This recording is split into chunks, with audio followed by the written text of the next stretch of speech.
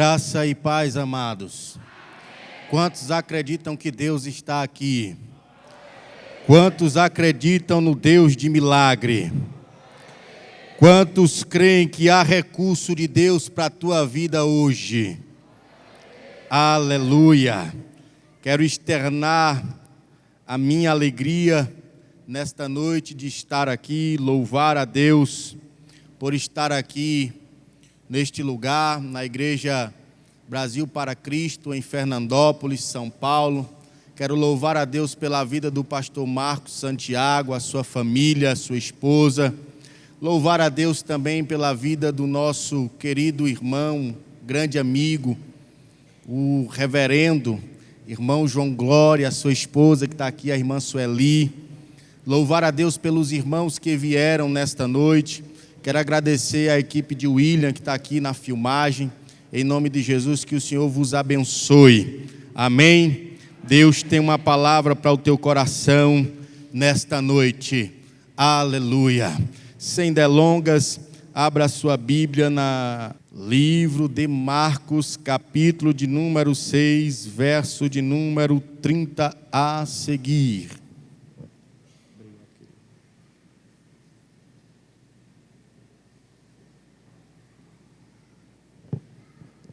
Eu já posso sentir a doce presença do nosso Consolador, do nosso amigo íntimo, o Espírito Santo. Quantos acharam? Diga amém. Amém. Quem não achou, grite misericórdia. Os do amém, ajude os da misericórdia. Os da misericórdia grita bem baixinho, irmãos. Aleluia. Glória a Deus. Livro de Marcos, capítulo de número 6, verso 30, está escrito assim na Escritura Sagrada. Voltaram os apóstolos à presença de Jesus e lhe relataram tudo quanto haviam feito e ensinado. E ele lhes disse: vinde repousar um pouco à parte no lugar deserto, porque eles não tinham tempo nem para comer, visto serem numerosos os que iam e vinham. Então foram a sós no barco para um lugar deserto. Verso de número 34. Ao desembarcar, viu Jesus uma grande multidão e compadeceu-se deles, porque eram como ovelhas que não têm pastor, e passou a ensinar-lhes muitas coisas. E em declinando a tarde, vieram os discípulos a Jesus e lhe disseram: é deserto este lugar, e já avançada a hora, despede-os para que, passando pelos campos ao redor e pelas aldeias, comprem para si o que comer. Porém, ele lhes respondeu: dai-lhes vós mesmo de comer. Disseram-lhe: iremos comprar 200 denários de pão para lhes dar de comer. E ele lhes disse: quantos pães tendes? Ide ver. E sabendo eles, responderam: 5 pães e 2 peixes. Quantos pães?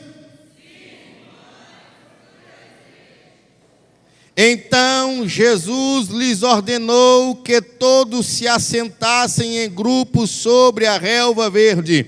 E o fizeram, repartindo-se em grupos de 100 em 100 e de 50 em 50.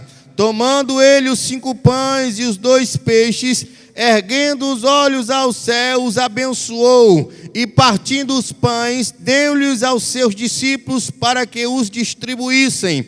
E por todos repartiu também os 2 peixes. Todos comeram e se fartaram, e ainda recolheram 12 cestos cheios de pedaços de pão e de peixes. Os que comeram dos pães eram 5.000 homens. Você pode dar um glória a Deus mais alto? Feche os seus olhos rapidamente.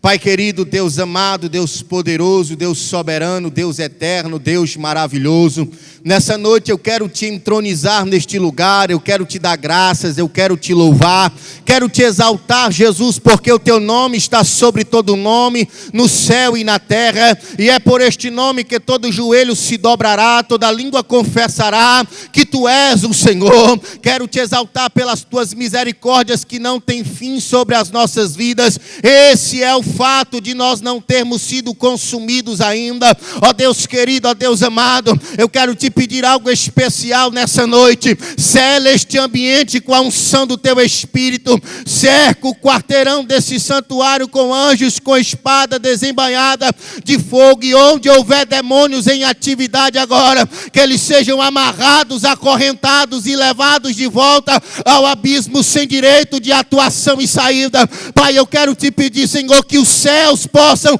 estar abertos sobre este lugar. E uma glória do Senhor venha sobre nós, como a enxurrada da sua presença, e marca a vida de pessoas aqui nessa noite.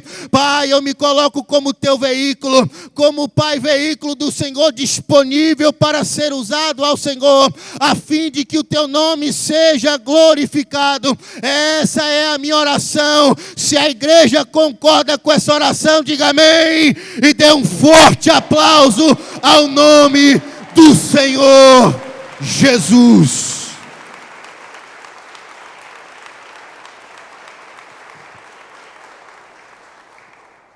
Aleluia. Podeis se assentar, crentes. Louvado seja o nome do Senhor. Quero dar um tema a essa mensagem. E o tema que nós vamos abordar nessa noite é deserto, cenário de milagres. Quando eu abro a minha Bíblia Sagrada no livro do Evangelho de Marcos, é muito fácil e notório contar a história de Jesus. Porque Jesus, ele foi um homem diferente. Jesus, ele foi o único homem que marcou a história da humanidade. Jesus foi o único homem que dividiu o tempo da humanidade. Jesus foi o único homem que inaugurou um novo calendário na humanidade. Tanto é que a história diz que havia antes de Jesus e depois de Jesus. Jesus foi o único homem, crentes, irmãos, noiva de Cristo, que teve o seu nascimento anunciado pela imprensa celestial. A Bíblia descreve que Maria recebeu a visita do anjo Gabriel, da imprensa celestial, onde foi anunciado que a virtude do Espírito viria sobre ela, e ela conceberia aquele que traria salvação à humanidade. Era o Filho de Deus, Jesus de Nazaré.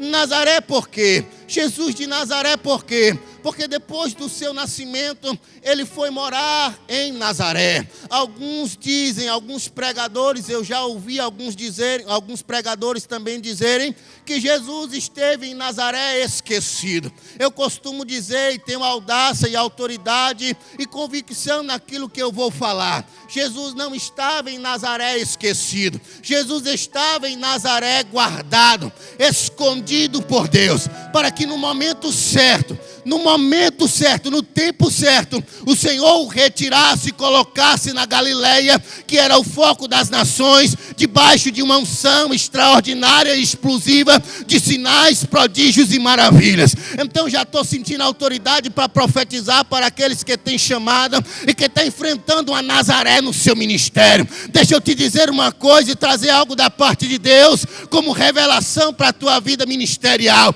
Você não está esquecido pelo Senhor. Você está apenas guardado, escondido por Deus, porque no momento certo Ele vai fazer você surgir na Galileia, debaixo de uma unção de sinais, prodígios e maravilhas. Quantos creem nisso? Pode dar um glória a Deus, só para animar esse jovem pregador. Então, queridos, por onde Jesus passava, debaixo dessa unção de milagres, de maravilha e de sinais, as multidões consequentemente o acompanhavam. E a Bíblia Sagrada diz que depois de que Jesus foi rejeitado pelos seus em Nazaré, pela sua família, pelo povo que lhe viu crescer. Jesus chama os seus 12 discípulos e ele está ministrando sobre a multidão que o apertava. E a Bíblia diz que quando Jesus está no livro de Marcos, capítulo de número 6, Jesus está no meio daquela multidão, os discípulos voltam de uma jornada. Que jornada foi essa, pastor Gabriel? A jornada de Lucas, capítulo de número 9, onde o Senhor chama os seus 12 discípulos e dá a eles virtude, dá a eles autoridade, dá a eles poder para ir sobre as nações circunvizinhas, sobre os povos circunvizinhos e curar os enfermos, ressuscitar os mortos, limpar os leprosos e anunciar que era chegado o reino dos céus. E quando Jesus está ali naquele lugar com aquela multidão, a Bíblia Sagrada diz que os discípulos estão voltando dessa jornada. E para quem não sabe, para quem não é acostumado a ler a Bíblia Sagrada, os discípulos voltaram tão empolgados que eles disseram: Senhor, nós precisamos compartilhar o que tem acontecido através da nossa vida por causa da autoridade do teu nome. Nós temos que compartilhar porque os mortos ressuscitam, os coxos levantam, os paralíticos são erguidos, os cegos de nascença eles voltam a enxergar, os surdos ouvem e o evangelho tem sido pregado. Então, como a multidão cercava Jesus e não tinha tempo nem para os discípulos comer, nem para Jesus ter descanso, Jesus chama os seus 12 discípulos dizendo: olha, vamos entrar no barco, vamos para um lugar deserto. Vamos para onde, igreja?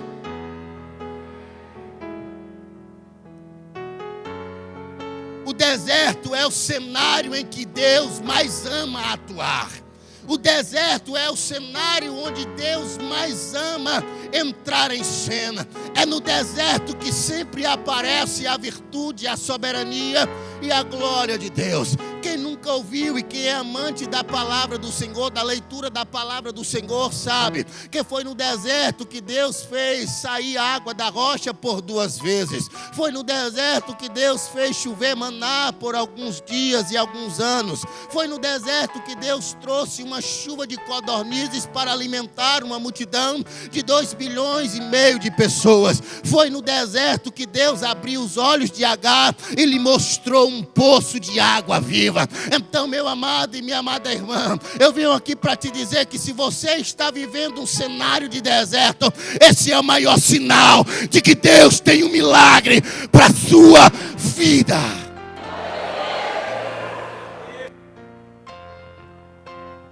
A Bíblia diz que quando Jesus chama os seus 12 discípulos para entrar no barco e atravessar para o lugar deserto, para o outro lado do mar, as multidões perceberam que Jesus estava atravessando para o lugar deserto e correram pelas cidades circunvizinhas e chegaram do outro lado primeiro do que Jesus.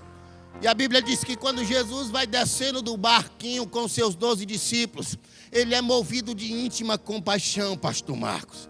E ele começa a ver e olhar que aquele povo era como ovelhas que não tinha pastor. E havia ali muitos enfermos, muitas pessoas paralíticas, cegas. E Jesus começa a curar. E o que mais me chama a atenção é que Jesus começa a anunciar e pregar para eles. Só que Jesus não é como o pastor Gabriel, que prega 30, 40 minutos sem pouca eloquência, sem pouco conhecimento, pela misericórdia e graça do Senhor, e a igreja fica se sacudindo na cadeira, querendo ir embora, dizendo: ah, pastor, essa mensagem já está me fadigando, não estou entendendo nada. Não, Jesus era diferente. Quando Jesus parava para pregar, irmãos, ele pregava 4, 5 horas seguidas. Ele pregava debaixo de uma unção explosiva de conhecimento e de sabedoria, que prendia o povo naquele lugar. A Bíblia Sagrada diz que Jesus passou horas pregando, o dia inteiro pregando, ao ponto dos discípulos chegar para Jesus e dizer: mestre, despede essa multidão, porque o horário, a hora já está avançada, nós não temos como dar alimento a esse povo. Detalhe, meu irmão, Jesus já tinha pregado o dia todo, e como Jesus estava pregando a glória, a unção era tamanha que as pessoas nem notaram e nem viram o tempo passar. Sabe o que é isso? Isso quer dizer que quando a igreja está debaixo da glória e do mover do Espírito Santo, não se preocupa com relógio, não se preocupa com fome, não se preocupa em ir embora. Eles querem mergulhar no rio do Senhor. Aleluia. A Bíblia diz que Jesus estava pregando e os discípulos disseram para ele: mestre, despede essa multidão, porque a hora já é avançada. Detalhe, crente, você que é amigo, seguidor de Jesus, se você seguiu Jesus em direção a um deserto, eu já quero ser profeta de Deus para a tua vida e liberar algo da parte do Senhor. Deus não vai te abandonar nesse deserto. Deus vai realizar um grande milagre nesse deserto da tua vida e da tua história. Quando os discípulos vieram anunciando, dizendo para Jesus que a hora já tinha passado, que a noite já estava vindo, que eles despedissem a multidão, porque senão eles iam morrer e não iam arrumar comida naquele deserto. Jesus diz, movido de compaixão, diz: eu não posso abandonar esse povo. Eles vieram até aqui comigo, eu não posso deixar esse povo perecer. O que vocês têm aí para comer? A Bíblia descreve que um dos discípulos, tomando a voz, eu acredito que Pedro, porque Pedro era sanguíneo, explosivo, falava muito. Pedro toma a palavra e diz: Senhor, tem um jovem ali que só trouxe 5 pães e 2 peixes. Eu imagino Pedro dizendo: mas quando, Senhor? Esses 5 pães e esses 2 peixes não tem como alimentar essa multidão. Só quando eu estava lá, vivendo de pescaria, eu pescava e só eu comia 4, 5 peixes de uma vez só. Você acha que 2 peixinhos vai alimentar essa multidão junto com 5 pães? Deus despede, Jesus despede. Mestre, deixa essa multidão ir. Então Jesus toma a palavra e diz: chame a multidão e diga para eles que se dividam em grupos de 50 e 100 e se assentem sobre a relva. E me dê os 5 pães e os 2 peixes, que algo sobrenatural vai acontecer. Foi nesse cenário no deserto que Jesus fez o primeiro milagre da multiplicação na história do ser humano. Eu já quero ser profeta de Deus para a tua vida e liberar uma palavra profética. Nós estamos nessa noite debaixo dessa unção de multiplicação. Deus vai explodir o teu ministério. Deus vai dar um crescimento exorbitante. A unção de multiplicação está sendo liberada sobre este lugar. Nessa noite, recebe. Se você acredita nisso, aplauda o nome do Senhor.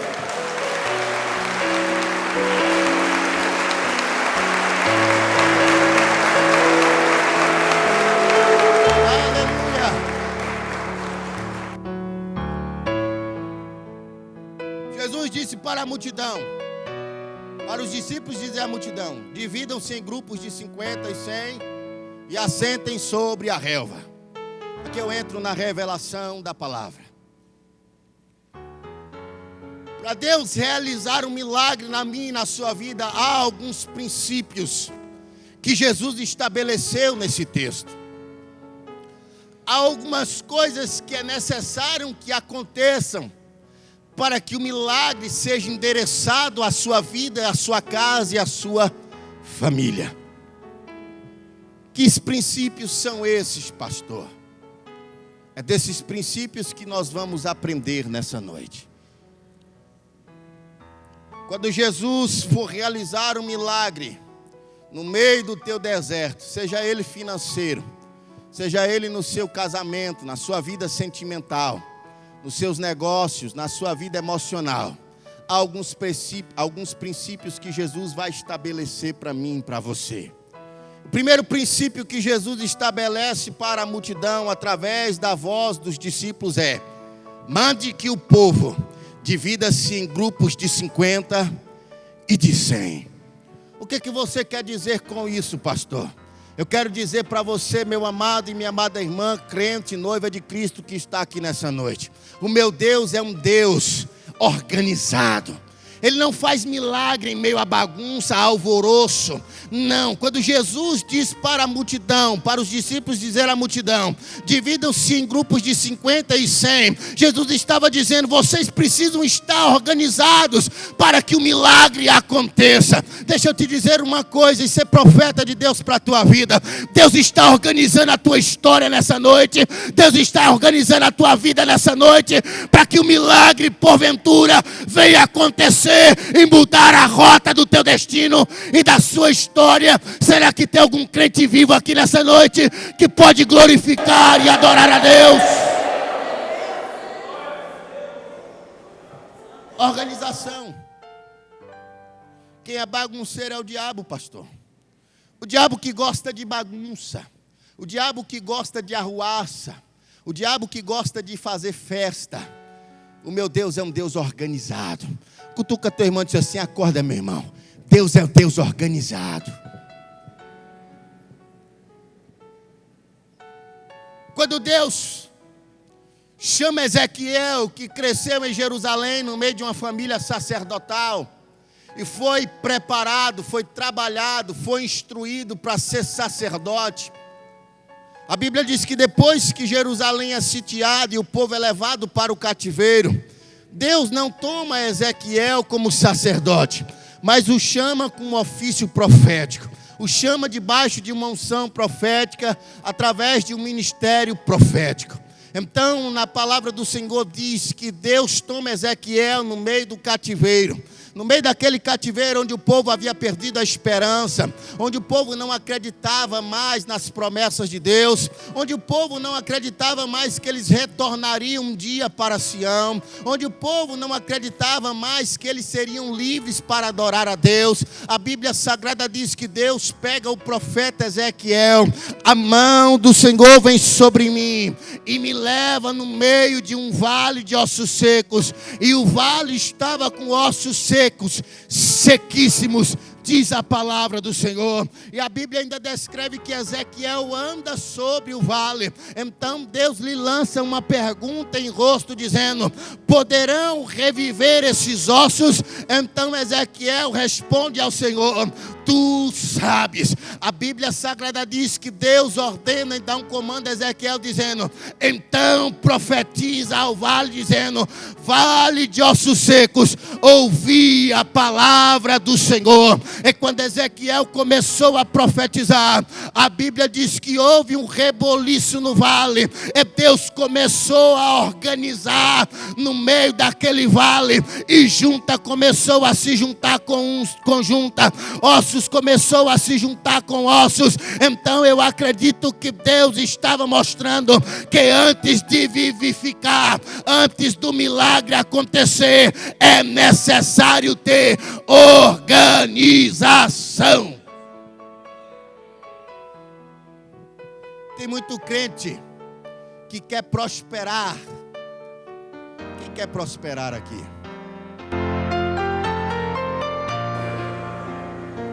Tem muito crente que deseja em seu coração ter um nível de prosperidade. Tem muitos que desejam em seu coração prosperar para ajudar o reino de Deus, para semear no reino de Deus. Mas para prosperar, você primeiro precisa ter uma estrutura organizada para isso. Como assim, pastor? Deus precisa primeiro te ensinar a administrar aquilo que Ele vai colocar nas tuas mãos. Pastor, como assim? A Bíblia Sagrada diz, meu irmão, que Jesus disse, ser fiel no pouco, e eu também te colocarei sobre muito.